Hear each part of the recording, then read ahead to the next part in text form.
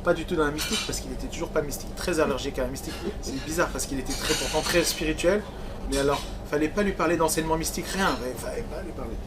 Donc, mais avec lui, j'ai appris énormément, parce que j'ai étudié en arabe, même le guide des égarés, dans le Maïmonide, donc dans le texte lui-même. Voilà, donc tous les philosophes, nos philosophes qui ont écrit en arabe, j'ai étudié chez lui. Voilà, donc c'était un grand sage. Beyakov Kafah, on le cite. Beyakov Kafah. Et à son âme, il est décédé en nous. Il est décédé il y a 4 ans, 4-5 ans. Excusez-moi. Est-ce que Question. vous pourriez revenir sur le mythe du golem et sur la capacité par la concentration On n'entend pas.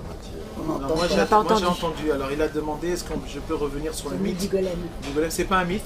Et sur la capacité d'insuffler. Alors, ce qui est assez intéressant, c'est que donc, vu que nous sommes créés à l'image de Dieu, à son image selon sa ressemblance, donc nous avons des capacités divines.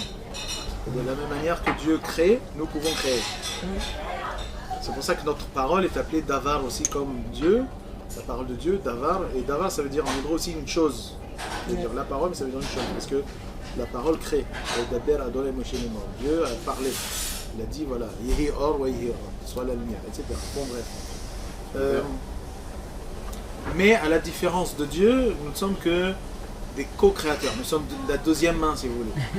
Donc, si nous créons un golem, si nous créons la vie, il y a quelque chose que nous ne pouvons pas donner, c'est justement le koah hadava, la force, la possibilité de parler. Donc un golem, il ne parle pas. Et puis c'est con un golem, c'est comme un ordinateur. Il faut être très précis dans la formulation à un golem. Parce que si on lui demande, par exemple, j'ai un golem là, et je lui dis, va au métro chercher ma femme parce qu'elle a des cabas, tout ça, pour l'aider. Et lui, il va y aller tout droit. Il va casser les murs et tout parce qu'ils sont assez forts. D'ailleurs, il a été, le golem, c'était à la fois un cadeau, mais c'était une tannée à Prague, parce qu'il a vraiment détruit des trucs, quoi. Je veux dire, il fallait apprendre à programmer un golem. Un golem, c'est comme un ordinateur, c'est con. C'est-à-dire, ça fait ce qu'on dit, voilà, c'est tout. Donc il faut être. Tu dis non, tu suis les routes, tu suis les machins, tu casses, tu fais attention à ne pas casser. Il faut lui dire. Parce que si tu lui dis fais ça, il ne sait pas quand est-ce qu'il faut s'arrêter. Donc tu fais ça jusqu'à temps. Il faut lui donner des itérations, il faut lui donner. Donc il y a tout un traité et justement savoir parler. C'est un traité de programme. C'est les premiers langages de programmation en fait. C'est les rabbins qui ont écrit comment il faut savoir utiliser un golem. Et c'est de la vérité, hein, c'est pas des trucs. Parce que le golem c'est bête, voilà, c'est tout. Donc voilà, on peut créer, on a ce pouvoir de créer qui est un pouvoir magnifique. Parce qu'il est divin, nous sommes divins, donc nous avons ce pouvoir. C'est difficile, c'est compliqué, il ne faut pas se tromper. Si on se trompe, il faut recommencer. Encore une fois, c'est une pratique de plus de 70 heures, 72 heures d'affilée, en train de s'endormir. S'endormir, il ne faut pas s'arrêter, il faut respirer, parler des énergies divines, des sons, etc. Et avoir l'intention, pas bouger, etc. Et à ce moment-là, on insuffle quelque chose dans la matière, s'éveille. On a ce pouvoir-là. Et puis, voilà. Donc, se pose le problème de la conscience alors. Mais la conscience, elle est toujours là. Je pense que le golem est conscient d'être golem. Mais il est conscient de tout. Je veux dire, il est limité. Un être bête est conscient. Je veux dire, un arbre est conscient. Un âne aussi est conscient. Un arbre est conscient. Et un arbre n'est pas moins conscient que nous. Alors, qu'est-ce que la conscience pour vous? C'est une bonne question. Qu'est-ce que la conscience pour vous? La conscience, c'est pas l'intelligence. La conscience, c'est la nature divine qui est en toute chose, parce que Dieu est conscient de lui-même. Et comme tout participe de Dieu, donc par définition, tout est conscient. Pour un mystique, tout est conscient. Maintenant, la conscience, elle va être plus ou moins élevée et plus ou moins accessible. Les minéraux sont conscients, mais la conscience minérale, elle est lente. Elle n'est pas à la même énergie que la conscience végétale, qui n'est pas la même énergie que la conscience animale, qui n'est pas la même énergie que la conscience humaine. Donc j'allais dire, c'est une question de force énergétique dans la conscience, de dévoilement de conscience. Mais il y a une conscience. Dans la matière. Bien sûr. Ah, ça c'est la... c'est mystique juive one-on-one. Pas forcément, parce qu'il y a un grand philosophe français de l'époque des Lumières qui a écrit un texte, une lettre magnifique à D'Alembert qui commençait par les pierres saintes. Voilà, donc mais je ne dis pas que c'est que la mystique juive. Hein. Ça c'est vraiment de la mystique juive. C'est dans la mystique juive. Maintenant, et je pense que tous les mystiques de toutes les traditions sentent la conscience qui transparaît à travers tout. Je veux dire, quand on a une petite sensibilité, quand on a dépassé, si vous voulez, le conditionnement occidental qui est un conditionnement matérialiste, vous sortez dans la forêt, dans la nature, vous n'allez pas me dire que vous ne sentez pas les choses. Vous voyez un bel arbre, ah mon Dieu. Vous avez en Afrique les baobabs. Oh là là, mon Dieu, quelle conscience dans les baobabs. Il y a quelque chose qui sort des racines de la terre, qui les inonde d'une bénédiction, de quelque chose, c'est magnifique. Donc, puis voilà, tout ce que les gens appellent les fées, les machins, les trucs comme ça, c'est juste des élémentaux, voilà, tout ça, ce sont des étincelles de conscience qui se cristallisent plus ou moins. Alors, elles peuvent avoir plus ou moins de personnalité, alors voilà, il y a les élémentaux, on appelle les djinns, les génies, les forces, les esprits de la nature, tout ça, ils ont, les esprits élémentaux, ils ont, certains, quand ils sont assez puissants, ils ont une personnalité, ils peuvent être espiègles, il faut apprendre à les apprivoiser, c'est le rôle de l'exorciste par exemple. Quand il y a quelque chose de... des fois, il y a des choses mauvaises qui sont arrivées, donc il y a des énergies, les gens font de la sorcellerie, donc ils utilisent des énergies de fins égoïstes, etc. Donc ça, c'est une catastrophe au niveau de la présence énergétique, il y a plein de trucs négatifs, des égrégores, enfin bref. Mais l'exorciste, il est là justement pour rétablir les choses, enlever ce qui ne va pas, rétablir ce qui ne va pas, etc. Parlementer avec les élémentaux, voilà. Donc ce que vous avez dit tout à l'heure, c'est qu'il y a, donc, il y a de la conscience de valeur. Donc il y a des voix qui remontent à l'heure. Voilà. Il y a des voix qui... Il y a des voix qui remontent à l'unité. Oui. Et des voix remontent à l'heure. Tout à fait. Et qu'est-ce que l'heure? Alors c'est simple. Ça sert à rien d'en parler parce que c'est que rajouter du concept à du concept, et rajouter du concept à des concepts, ça n'entraîne que des confusions. Le but de l'expérience, et c'est pour ça qu'il y a les confréries, c'est pour ça qu'on la confrérie et la pratique, c'est basé sur la pratique, c'est centré sur la pratique. Le but c'est l'expérience. Donc parler du divin, on peut parler du divin, du 1, etc., mais ça restera du concept, ça restera du mental, ça restera du cérébral. Et le but c'est de le goûter, c'est de le sentir, c'est de l'expérimenter. Donc, et le but c'est le but des pratiques spirituelles, c'est d'aller expérimenter le divin. Alors tant qu'on n'a jamais vu ou senti ou rien, donc on est dans le brouillard, on a confiance peut-être en le mettre ou pas, on a lu des philosophes, donc on sait que Dieu, il est un, mais son unité elle est absolue, c'est pas une unité qu'on peut diviser, on ne peut pas l'additionner, etc. Donc la sagesse de Dieu, elle fait partie de Dieu, parce que si la sagesse de Dieu ne fait pas partie de Dieu, donc il y a deux choses en Dieu, ce qui n'est pas possible, il n'est plus un, etc. Donc toute la scolastique, vous reprenez toute la scolastique, ils se sont cassés la tête au niveau philosophique, à essayer d'expliquer Dieu, alors que le mystique, il ne se casse pas la tête au niveau philosophique. Il peut réfléchir de manière philosophique, parce qu'il pond des ouvrages de théologie après. La théologie mystique, la Kabbalah, c'est de la théologie mystique, tous les ouvrages écrits. Mais en même temps, ça provient d'une expérience.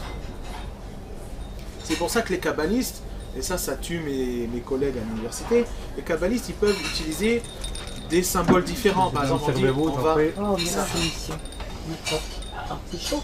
Il fallait prendre juste donc par exemple on peut dire on monte vers Dieu, d'autres ils disent on descend vers Dieu, d'autres ils disent on se centre vers Dieu, d'autres ils disent on part à l'extérieur vers Dieu. Donc ça veut dire que quoi, Dieu il est en haut, en bas, au milieu, truc. Non, c'est juste des images pour dire on va goûter Dieu. Je vois Dieu, mais je ne le vois pas avec mes yeux, je sens Dieu, j'entends Dieu, non, etc. Vous voyez, donc c'est vraiment au niveau du goûter. Et parce qu'ils parlent d'une expérience, à ce moment-là, ils peuvent avoir un discours dessus, sachant que tout le discours, une fois qu'on les a dit, c'est limité. Donc une fois, ça amène la confusion. C'est pour ça que dans ma tradition, les maîtres ont toujours été très allergiques à l'écriture. Très très allergiques. Ils n'ont rien écrit. Rien. et c'est toujours et moi non parce que moi mes amis me disent écris, et nous c'est par humilité, on dit mais on a déjà tout est dit, c'est vrai, nous on a déjà tout dit. Oui, mais c'est pas dit comme ça, c'est comme si un musicien il te dirait mais t'as déjà le piano, t'as les notes. Oui, mais comment les mettre et comment les jouer, je veux dire, c'est pas parce qu'il y a les notes. Donc, ouais, il y a jouer la partition aussi de ce qui a été dit et écrit et en faire fructifier, faire sortir la lumière. Oui. Donc voilà, on est très allergique au discours et au concept. On dit venez goûter. L'expérience, quoi. L'expérience. Soi-même. L'expérience de Dieu. L'expérience du divin. Et c'est pour ça, encore une fois, qu'il y a cette nécessité de garder ça dans une certaine initiation confrérique. Parce que, encore une fois, on parle de choses en dehors de gens qui sont initiés. On est des fous. On est des fous. Oui, bien sûr. Donc, on dit rien. C'est entre nous, et on kiffe entre nous, et puis les autres, ça va, c'est dommage. Moi je voudrais juste ajouter une petite différence entre votre pratique et l'appel aux anges que vous avez et ce que nous on a dans l'islam. Et dans l'islam, les anges ne viennent pas vous voir comme ça, et si vous avez des apparitions ou si vous avez quelqu'un qui vous pénètre, c'est que vous avez fait des appels que vous n'avez pas le droit de faire. Voilà. Là, nous interdit d'appeler des... Il vous interdit de prier les anges. Non, il nous interdit, parce que en fait, la seule façon, nous, de rencontrer, que ce soit démon ou ange, c'est que ce soit faire des invocations. Les invocations sont interdites dans l'islam. Ce que vous avez le droit de faire apparemment, donc vous avez ces apparitions, vous avez ces voyages intercorporels, vous appelez voilà. Et ce que nous, on n'a pas le droit de faire dans l'islam. D'accord. Voilà. Bah c'est dommage. C'est beau, c'est dommage. C'est même... Parce qu'il y a des gens qui utilisent ça d'une façon mystique, souvent les Africains ou même les Africains du Nord, et c'est pas forcément pour transcender ou pour avoir une relation personnelle avec pour de la magie, de la sorcellerie. C'est au niveau égotique, il l'utilise au niveau égotique pour avoir des pouvoirs, faire des choses. C'est pour ça que j'étais super étonnée que vous puissiez... Et nous on n'utilise que pour faire du bien. On n'utilise que pour faire du bien. Mais j'étais assez étonnée que vous puissiez y accéder aussi simplement et facilement. Bah alors, vous allez avoir une exposition en mars au musée d'art et d'histoire du judaïsme. Ça va être à partir du début mars. Je suis un de ceux qui collaborent à cette exposition. D'ailleurs, je vais être filmé lundi. Et il y aura le petit film comme ça, parce qu'ils veulent filmer quelqu'un qui pratique de nos jours. Il sera où le super petit film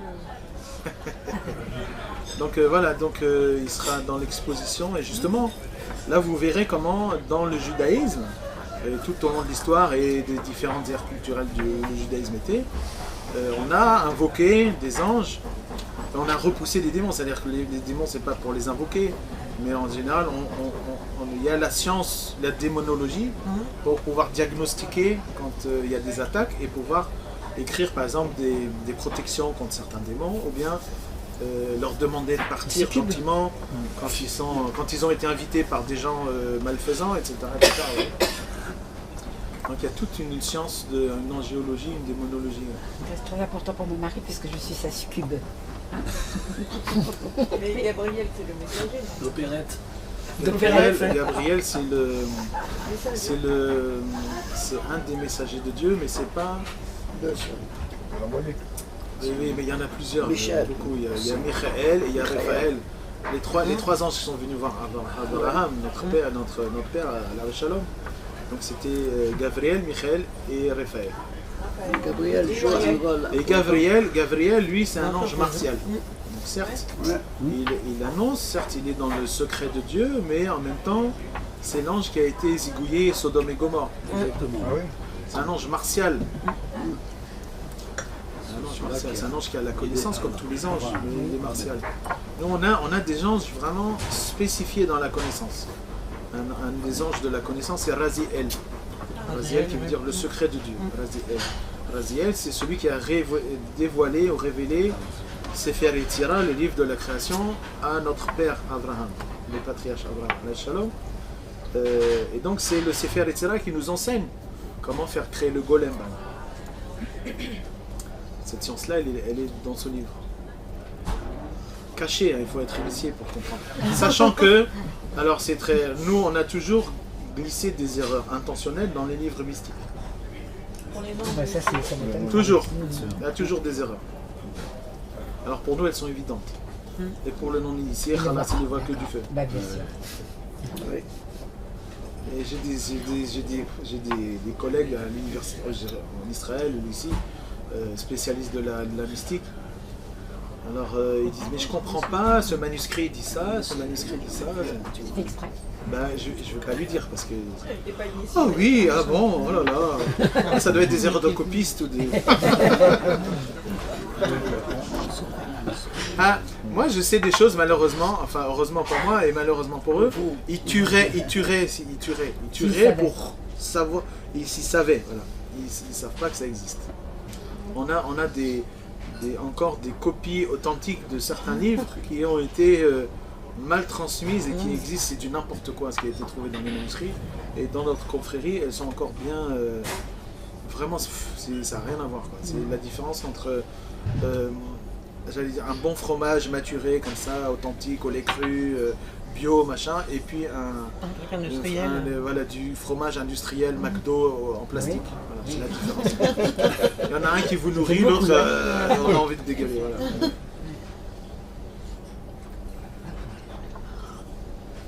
Voilà. Je suis désolé, vous avez jamais entendu un rabbin parler comme moi. Ah, mais c'est génial. Moi je parle de manière naturelle. Voilà.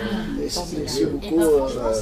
C'est là l'œcuménisme, c'est extraordinaire. Je pense que ça donnerait il y a des tonnes de personnes d'aller fréquenter les synagogues. Oui, je sais. Alors quand depuis que c'est le rabbinisme moderne. Je suis arrivé en France en 2003. Je venais de Boston où j'étais rabbin là-bas pendant 3 ans et je me suis occupé en plus d'un soup kitchen, enfin d'une structure sociale. Et je suis arrivé en France et j'ai donc à Boston c'est vraiment la capitale du dialogue interreligieux aux États-Unis. Et ce qui fait que quand je suis arrivé ici, je me suis intéressé au dialogue interreligieux et j'ai vu qu'il n'y avait aucun rabbin orthodoxe. Aucun rabbin orthodoxe. Il y en a un seul, c'est Philippe Haddad. Philippe Haddad qui a une communauté puis qui est plutôt avec le dialogue avec les catholiques. Mais il y a vraiment très peu. Il y a Serfati avec les musulmans, mais chacun il a son petit truc. Et ils ont une communauté, ils ne sont pas disponibles. Et donc, j'ai refusé à chaque fois des offres pour les communautés. Chacun voulait, tous les ans j'ai des demandes. Gabriel, on a besoin d'un rabbin. J'ai dit non, parce que je fais quelque chose. Personne ne peut le faire. J'ai cette disponibilité dans le dialogue interreligieux. Voilà. Donc c'est ce que j'ai décidé. Plutôt que de prendre une synagogue, je me suis dit comme ça je suis disponible. Tant mieux pour nous. Ça nous ramène au même Dieu, simplement. Du coup, ça vous permet d'être apolitisé en fait. Ça permet de bien tracer. La politique, il n'y a rien de pire. Je vais vous dire. Du coup, aujourd'hui, il est super impossible de créer une frontière entre politique et religion. Si, c'est possible, c'est possible. Il faut. Alors vous savez, mes maîtres, d'abord ils n'aimaient pas écrire, mais en plus, il y a alors dans un traité de la Mishnah qui est un traité de morale. C'est le seul traité de morale de la Mishnah. Pirkei Avot, la sagesse de nos pères. Et il est dit là-bas, Usnat Rabbanut. Tu haïras le rabbinat. Tu haïras le fait d'être rabbin, le statut de rabbin. C'est des rabbins qui disent, tu haïras le statut de rabbin. C'est fort. Alors nous, on l'a mis en pratique, toujours. Vraiment, c'est-à-dire, rabbin, il faut que ce soit productif. Il faut amener les gens, les élever spirituellement. Si c'est juste politique, si c'est juste pour s'appeler monsieur le rabbin et être invité dans les cocktails mondains, etc., comme notre ancien grand rabbin l'a fait, puis on l'a viré grâce à Dieu, c'est pas intéressant. Voilà, c'est pas intéressant. Donc, En France, malheureusement, il y a cette politique, il y a le consistoire, donc tout est centré autour du consistoire. C'est des gens, malheureusement, c'est des escrocs, c'est des gens qui c'est comme le Canada, ils ont l'air de rabbins, ils s'habillent comme des rabbins, ils parlent comme des rabbins. Ils n'ont pas le goût du rabbin. D'abord, ils ne connaissent pas, au niveau Torah, je sais pas, mon fils il connaît mieux qu'eux. Et vraiment, c'est une mafia. C'est une mafia, malheureusement, il y a beaucoup d'argent, beaucoup de magouilles. Donc, beaucoup de juifs orthodoxes en France n'ont rien à voir avec le consistoire. On est non consistoriaux, premièrement. Deuxièmement, le problème, c'est le sionisme. Le problème, c'est aussi cette idéologie politique qui pervertit toutes nos institutions en France. C'est noyauté, à tel point que le président du consistoire peut se dire « je suis sioniste ». Tais-toi, je veux dire, qu'est-ce que ça va avoir, tu es juif français, ta position vis-à-vis de ça, ça n'a rien, je veux dire, le consistoire n'a rien à voir avec le sionisme. Il ne devrait rien avoir, le judaïsme n'a rien à voir. Le sionisme est un mouvement qui est contre la Torah. Ça prend tous les principes de la Torah, ça les jette à la poubelle. Donc, et malheureusement, beaucoup de... Alors c'est spécial à la France, parce que les juifs français sont... Les rabbins juifs français, et donc du coup un petit peu tous les systèmes, ils sont pas très pointus comme ça, je veux dire, ils sont un petit peu fatigués. D'ailleurs on rigole en dehors, hein, parce que moi je viens pas d'ici, hein, je viens de Jérusalem, donc je peux me permettre de rigoler un petit peu sur mes confrères ici. Il y avait un grand rabbin ici, Rabbi Nissim Rebibo, Père Sonam, qui était un rabbin marocain, qui était le seul qui avait une véritable pointure en France, et le seul. Et quand les grands rabbins d'Israël ou les grands rabbins du monde venaient visiter, ils disaient toujours à Rabbi Nissim, mais qu'est-ce que tu fais là?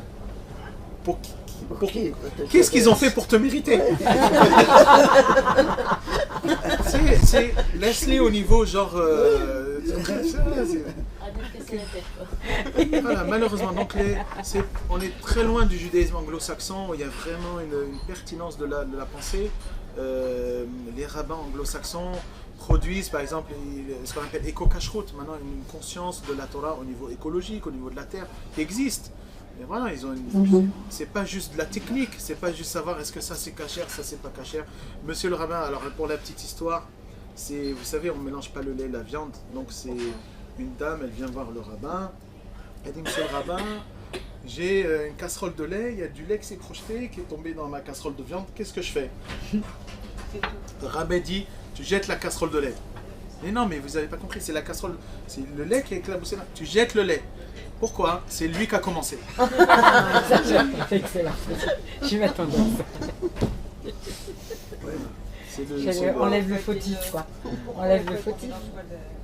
Parce qu'il est marqué 3 fois dans la Torah, tu ne cuisineras pas l'agneau dans le lait de sa mère.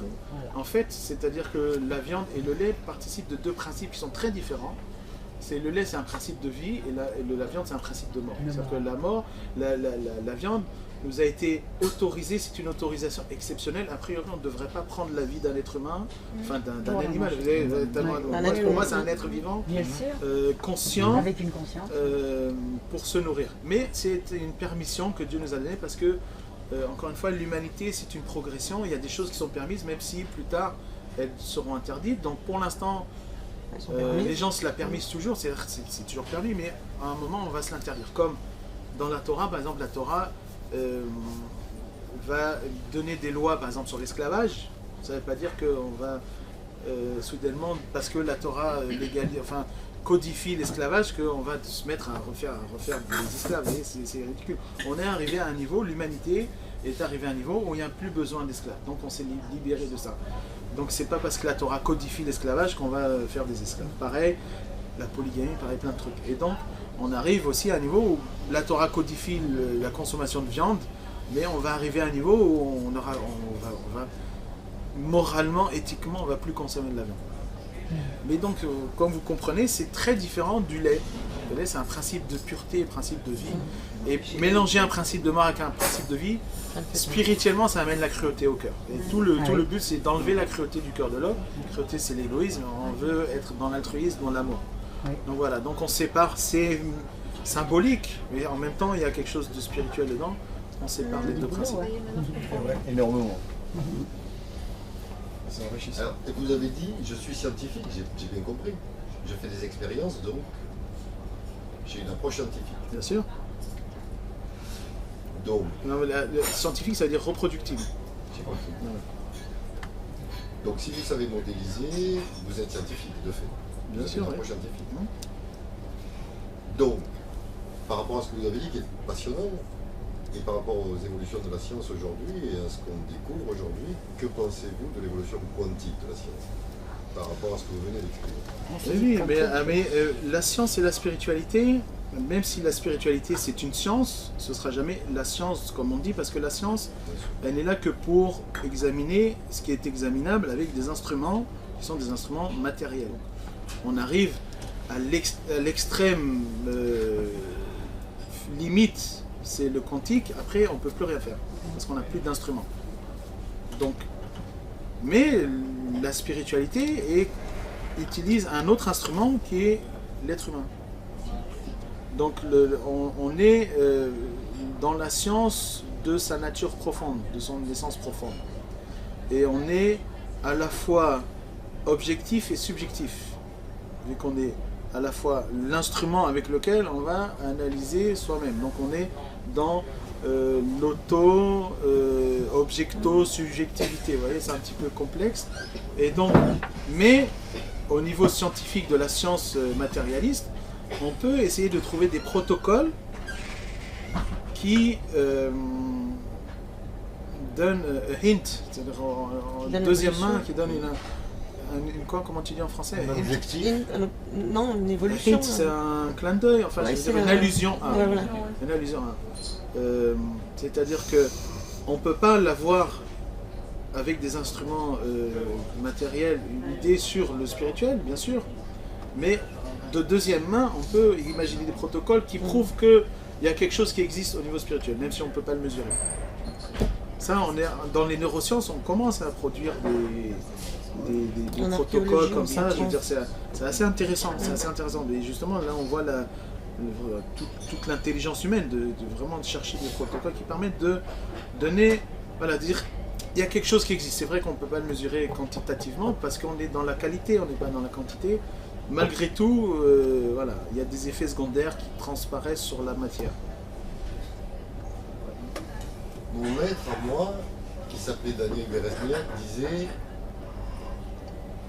pour nous, l'important, c'est de pouvoir maîtriser la pensée analogique. C'est-à-dire qu'on peut accéder à la connaissance sans être un érudit, en tout cas au sens littéral du terme, mais qu'en pratiquant la pensée analogique, on accède à la connaissance. Ça, je suis d'accord avec vous, le fait de érudit, ça sert à rien. Non, Parce que la connaissance, Et le savoir, c'est c'est la autre chose. connaissance, Oui, c'est la la connaissance naissance par avec. expérience. C'est la différence entre un prof d'université qui parlerait de l'amour, il connaît tout, c'est-à-dire qu'il a la littérature, machin, il connaît tout, l'amour, il peut vous dire un truc, ah oui, c'est un tel, c'est Proust, page un tel, etc. Donc il vous connaît Shakespeare, la littérature entière sur l'amour, et l'appariteur illettré du truc, lui, il est amoureux. Et ça fait bien rigoler ce que le prof dit. Parce que lui, il est amoureux, il le vit. Qu'est-ce que le discours sur l'amour va lui amener? Va lui amener quelque chose de différent. Voilà. Tant qu'on n'a pas vécu l'amour, je veux dire, c'est bien. Une fois qu'on l'a vécu, alors on sait de quoi on parle. Et j'allais dire, tous ces discours de littérature sur l'amour, it makes sense. On peut en tirer un sens. Mais tant qu'on n'a pas vécu l'amour, c'est que du fouillis. Parce qu'on dit, mais je comprends pas, lui, il explique ça comme ça, lui, il explique ça comme ça. Oui, chacun de son point de vue, mais c'est la même chose. Vous voyez? Donc, oui, alors je sais pas, la pensée analytique, moi je pense que c'est un... C'est analogique. Je sais pas exactement ce que ça veut dire pensée analogique, mais il y a des fois j'allais dire, c'est un fantasme du philosophe de croire que par la pensée, on peut arriver à cette chose, voilà. Je sais pas, je pense pas. C'est pas par la pensée, c'est par la non-pensée. Tant qu'on pense, Tant qu'on pense Par l'expérience. par l'expérience, voilà. C'est une expérience mais qui n'est pas pensée. Après on peut penser une fois qu'on a cette expérience, mais y arriver que par les concepts, que ce soit logique, analogique ou pédagogique ou je sais pas. Je ne pense pas. Capitaine de pédagogie. La non-pensée, c'est le vide. Pardon? La non-pensée, c'est le vide, la vacuité. Non, non, non, non. Ah non. Ah non, il n'y a pas de vide. Non, au contraire. Là non, mais justement, il faut faire l'expérience. Quand vous pensez pas, vous êtes... C'est ça, l'ego dit quand on pense pas, j'existe pas. Donc, j'ai peur. J'ai Donc... pas dit ça. La vacuité chez les bouddhistes, c'est quelque chose de très important. Oui, oui, non, mais je ne vais c'est pas pas parler pour du autant qu'ils bouddhisme ou des pensent choses comme ça, mais peut-être, je ne sais pas ce que les bouddhismes entendent par vacuité. Je sais qu'ils disent qu'elle est, elle est vibrante, elle est lumineuse, elle est énergétique, Donc, elle est etc. pas etc. Elle n'est pas vide. Donc en fait, de dire que c'est vide du concept, c'est vide des projections conceptuelles que l'ego peut faire sur certaines choses. Parce qu'on est dans un vide de, mais c'est pas vide par absolu, c'est pas du rien. Pas Pas du néant. C'est pas du rien. C'est pas du rien. Oui. Mais nous, c'est Dieu. Dieu, Parce il est que pas- c'est votre voix. Dieu, il n'est pas vide. Oui, bien sûr, mais je parle de ma voix. Donc, Bien sûr. moi, je vous dis ce qui marche chez nous, et ce qui a marché chez nous donc, depuis Moïse, donc ça fait quand même assez longtemps.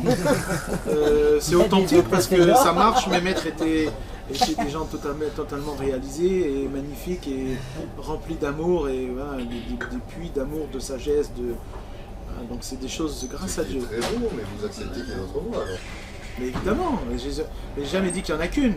Jamais dit. Bien sûr. Vous savez, au contraire, et c'est ça la beauté, c'est ça la beauté des choses, c'est que nous sommes tous à l'image de Dieu et Dieu est provident, c'est-à-dire que voilà, nous sommes ses créatures, mais en même temps c'est lui-même qui s'auto-existe, qui s'auto... À Voilà, travers nous. il passe, il fait cet acte kénotique d'être humain. Et donc, de temps en temps, si on parle en langage dualiste, comme Dieu n'abandonne pas ses créatures, eh ben, il y a toujours des gens qui sont guidés, ce qu'on appelle des prophètes, des saints, voilà. Donc, dans notre cohérence à nous, hein, monothéiste, peut-être non dualiste, mais en tout cas monothéiste et mystique, spirituel. Pour nous, il y a beaucoup de prophètes. On connaît par exemple Mohammed comme prophète, il n'y a aucun problème. On reconnaît Chaitanya Mahaprabhu comme prophète, on reconnaît Baha'u'llah comme prophète, on connaît Zarathustra, on connaît Lao Tzu, on connaît Bouddha, c'est tous des gens évidemment. Guru Nanak, c'est tous des gens. Baha'u'llah. Alors Jésus c'est un petit peu compliqué parce que c'est un maître spirituel dans notre tradition, donc il est prophète chez nous a posteriori. Alors ça on voit les rabbins chez nous. C'est-à-dire que Ça, c'est super intéressant. alors nous avons dans nos lignées et puis chez les mystiques et chez certains philosophes juifs, il n'y a aucun problème à reconnaître l'authenticité de la révélation coranique. Vous avez Rabbi Netanel el-Fayoumi, par exemple, au Xe siècle, qui a écrit un livre en arabe, c'est un théologien, un philosophe, Bustan el-Uqul, qui cite le Coran comme preuve, au même titre que les versets de la Torah en hébreu, etc. Je veux dire, évidemment. Mais donc, pour les rabbins, dans le Coran, Jésus est un prophète. Pour nous, a priori, c'est pas pour nous, c'est un maître réalisé. Mais j'allais dire, entre la différence entre un maître réalisé et un prophète, je veux dire, après, c'est sur les fruits. Non, c'est sur les fruits. Alors, et bien évidemment, vous avez plus d'1 milliard de personnes qui suivent Jésus en tant que maître. Évidemment que c'est un prophète. On ne peut pas dire que c'est pas un prophète. Donc, a posteriori, oui, c'est un prophète. Bien qu'à priori, bon, peut-être. Là, il y a une super différence quand même, c'est que pour les chrétiens, c'est quand même un fils de Dieu. Pour nous, c'est juste un prophète. Mais moi, je parle pas des chrétiens. Je parle pas. Non, mais ouais, on parlait. Non, mais pour les chrétiens, c'est ça. Après, C'est vrai, c'est vrai. Après, il y a les musulmans et il y a les juifs. Comment ils alors, considèrent alors, il faut Jésus, comprendre mais qu'est-ce que ça veut c'est la dire. grande différence qu'il y a entre nos religions, Bien sûr, mais il faut. C'est l'essentiel qu'il y a. C'est De toute manière, on va pas résoudre tout parce que c'est bien là qu'il y ait de la différence, heureusement. Et j'allais dire, il y a un mystère à certaines fois. C'est sûr que pour nous, a priori, le christianisme c'est une hérésie. C'est n'importe quoi. Excusez-moi, mesdames et messieurs les chrétiens. A priori, je dis, hein, mais a posteriori, de toute manière, on accepte les décrets divins. C'est mystérieux, on va pas se mettre à la place de Dieu, on accepte. C'est bien, c'est magnifique, le christianisme est une religion magnifique. qui a produit des saints en quantité. Je veux dire, quand vous lisez Maître Eckhart, Sainte Thérèse d'Avila, Jean de la Croix, vous les connaissez tous. C'est Thomas. Je parle des mystiques. Ouais. C'est des Saint gens Thomas, magnifiques. il était loin. Saint Thomas, c'était pas un mystique. Et donc voilà, donc on se dit, voilà, il y a une... Si c'est une religion qui a un chemin qui amène ces gens-là, voilà, ils sont sauvés, pas de problème. Elle est authentique. Bien sûr. Même si moi, ça me déplaît, qui suis-je pour que ça me déplaise? M'en fous, c'est pas grave, je veux dire, mon Dieu, il connaît mieux que moi. Hein. Ce qui est plus que rassurant, je ne sais pas, j'ai pas de mots pour le qualifier, c'est que les fondamentaux qui balisent le chemin sont les mêmes pour tout le monde. Donc c'est que le but doit être unique, je suppose. Et puis il y a quelque chose de magnifique, c'est que à la fois pour le judaïsme, le christianisme et l'islam, on attend tous quelqu'un qui va revenir. Absolument. Il s'appelle le Mashiach, il s'appelle Jésus, il s'appelle le Mahdi, etc., le Masih. Donc on sait très bien que ce sera le même pour tous. C'est pas trois personnes différentes, sinon ça sert à rien qu'ils reviennent, qu'ils restent où il est. Donc, oui, mais Jésus est attendu par deux religions. Mais il est attendu par nous aussi. Nous on l'appelle pas Jésus. Nous on l'appelle pas Jésus, mais on attend le Mashiach. Oui. Donc si c'est Jésus le Mashiach, nous, on n'a pas de problème que ce soit Jésus. D'abord, Jésus c'est un rabbin, donc il fait un grand Mashiach. Il est rabbin. En plus, il n'était pas ashkénaze, donc ça va. On va lui demander. Et passionniste. Ah, c'est sûr.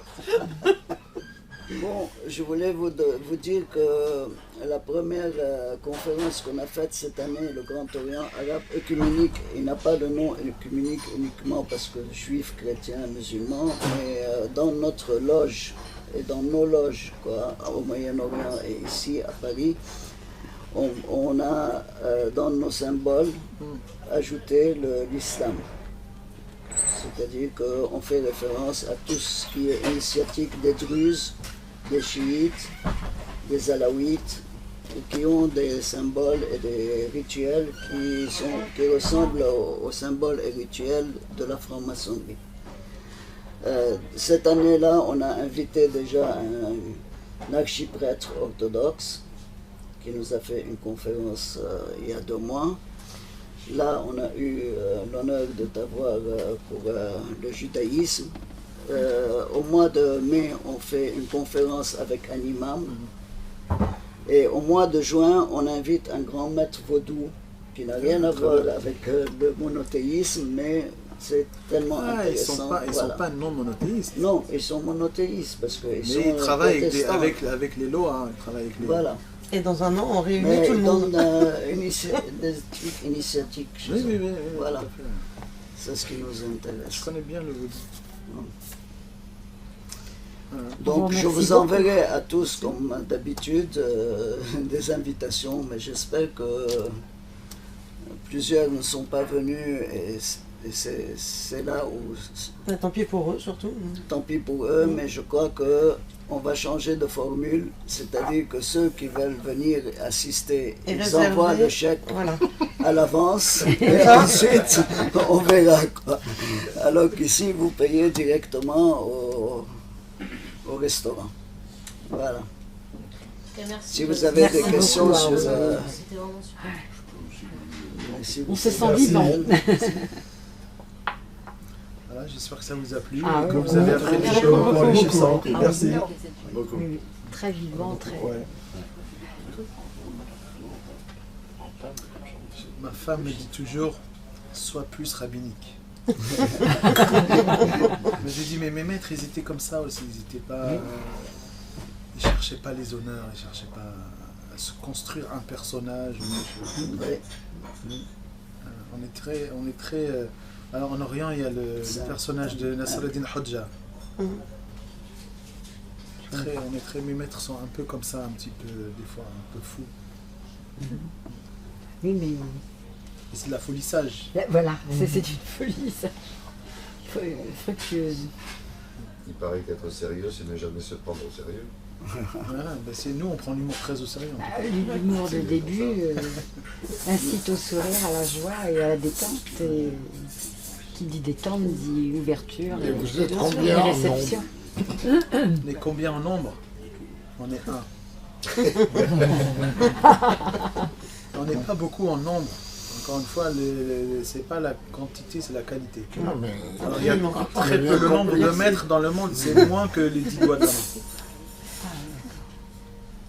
On n'est vraiment pas beaucoup. C'est comme chez nous. Et puis chaque maître a quoi? En général, on forme 1 ou 2 disciples à la fois, c'est tout. Ah oui. Donc, sachant que pour former quelqu'un, il faut une dizaine d'années. Voilà, ça veut dire qu'on forme quoi? 4-5 personnes par an dans une vie, maximum, Qui vont se répartir dans le monde. Mais on les forme. Tu vois le Voilà, Mouride? on prend sur nous de les amener là où on est, au minimum. Sur les phénomènes de lévitation, ou religieuse évidemment, dans ce sens-là, pas dans ce sens chrétien ou autre. Quelle est votre idée, quelle est votre pensée là-dessus? La lévitation? Oui, la déjà, réalité de ce phénomène, dans le sens mystique. Moi, j'ai jamais vu quelqu'un léviter, mais maintenant au niveau, j'imagine que ça doit exister. Parce qu'il y a des gens qui se sentent légers déjà quand on fait des... Donc, vraiment, nous, on a l'impression de léviter des fois. J'ai pas les pieds sur terre, quoi. Et puis des fois, on sent que les gens, ils sont en train de voler. C'est presque pas une image, quoi. C'est presque... Mais sachant que, de toute manière, si c'est des choses qui arrivent, de l'éviter, c'est des choses qui seront de toute manière pas conscientes. Elles sont pas faites pour. C'est pas je me mets genre je suis un tapis volant parce que au niveau mystique, utiliser des réalisations, des pouvoirs qui entraînent la réalisation à des fins égoïstiques. Ça colle plus. Ça n'a rien à voir. C'est pas par faute de pouvoir. C'est que c'est le contraire de tout le pourquoi et le comment. Parce que quand on fait un avec tout, on fait un avec tout littéralement. Littéralement, je veux dire, il n'y a pas de différence entre moi, le mur, la chaise, tout ça. Donc, il faut. Mais en même temps, il y a un sens au monde relatif et dualiste dans lequel on vit. Donc on va s'efforcer de garder des formes. Voilà. J'ai répondu. Ah oui, c'est tout ce qu'on peut répondre, c'est sûr. Donc il y a des gens qui ont des choses, des réalisations magnifiques. Quelqu'un m'a dit justement à propos de lévitation, c'était il y a quelques jours, je mangeais avec un ami mystique dans une autre voie et il me racontait de quelqu'un d'autre qui était d'une sœur, une bonne sœur dans un couvent et qui elle aussi avait atteint des réalisations, qui était une grande mystique et quand on était derrière, qu'on voyait la messe, on la voyait, elle était toujours plus grande que les autres. Ça, en fait, elle lévitait carrément, quoi. Je veux dire, elle était... Voilà, c'est peut-être pas quelque chose de... Mais on sent qu'il y a quelque chose dans cette personne. Et qu'est-ce qu'elle a morflé, la pauvre, évidemment. Les autres étaient très jalouses d'elle. Donc, il y a lévitation. D'accord. J'imagine, c'est arrivé dans des différentes pratiques spirituelles. Littéralement, on se retrouve avec la tête au plafond, littéralement. Oui. On s'en rend pas compte. À des endroits différents. Oui, tout à fait.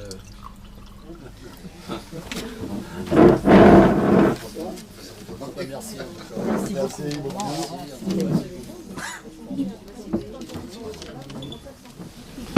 Merci. Encore une fois, c'était fini. Merci beaucoup. Bonne soirée, je vous en prie. Allez. C'est mon DPHE. Oui, bien sûr. Je co-anime.